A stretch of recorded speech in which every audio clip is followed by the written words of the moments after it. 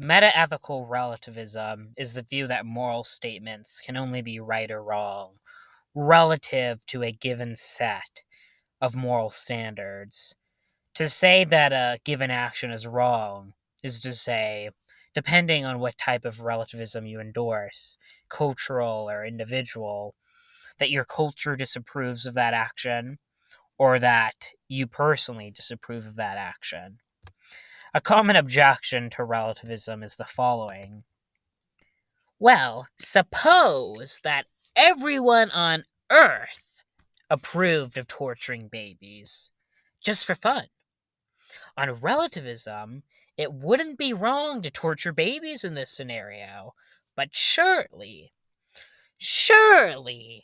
torturing babies for fun would still be wrong, even if everyone approved of it.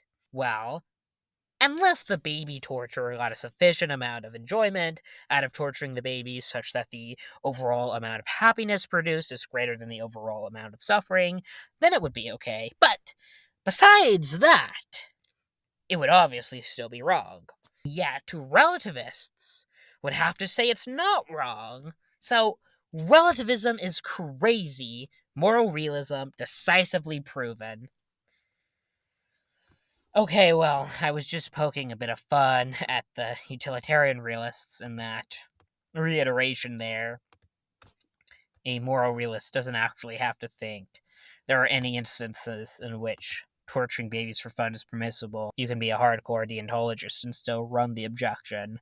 I just find it personally amusing that some of the people who run this objection hold the normative view according to which it's sometimes permissible to torture a baby just for fun, as opposed to me, someone who takes the position that it's never permissible to torture a baby for fun.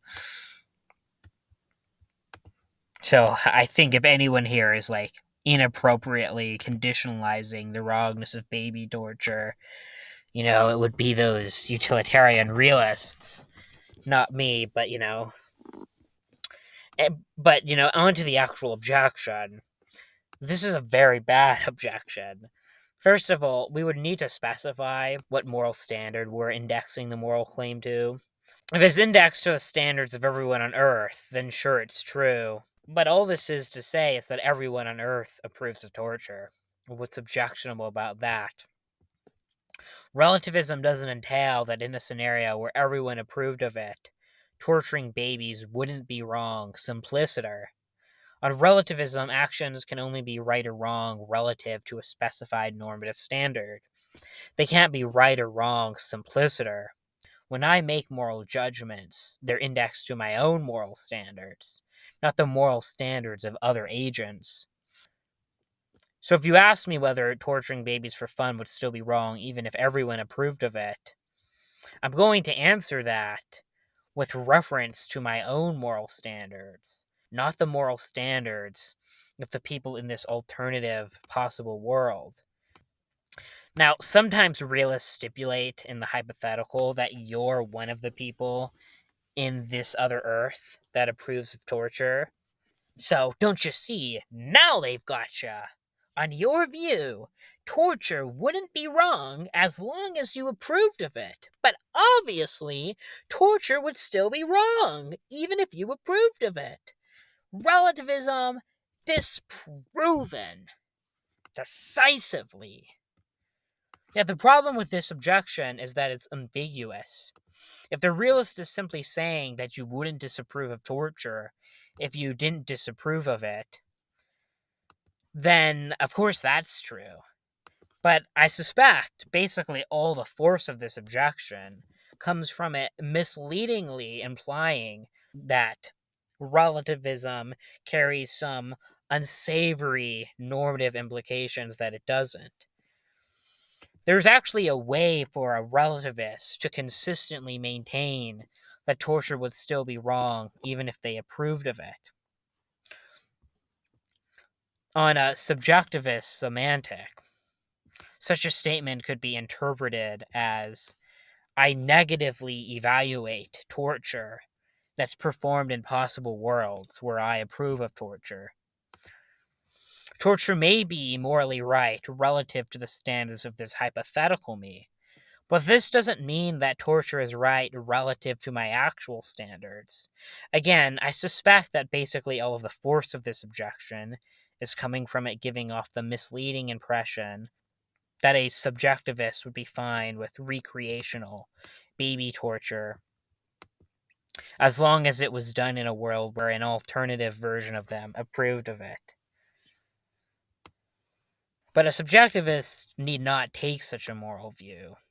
Indeed, a subjectivist's negative evaluation of recreational baby torture can apply in scope to all circumstances in all possible worlds, including worlds where an alternative version of them approves of torture. Insofar as the objection is supposed to be that if you're a relativist, that necessarily must involve inappropriately conditionalizing the wrongness of recreational baby torture. The objection just fails. That's not true, um, because even if you're a relativist, it may be true that let's say you're an individual relativist, subjectivist. It may be true that when you make moral judgments, ultimately that is just a statement of your attitudes, but you can still endorse norms that are unconditionally anti-torture. Like, there's nothing stopping a subjectivist from disapproving of torture in all cases. So the objection just completely falls flat. There seems to be a subtle equivocation involved here. Equivocating between the standards of actual me and the standards of hypothetical me. But once we get clear on what's being talked about here, the objection completely loses all potency. So, yet another trash objection to relativism. Not convincing at all.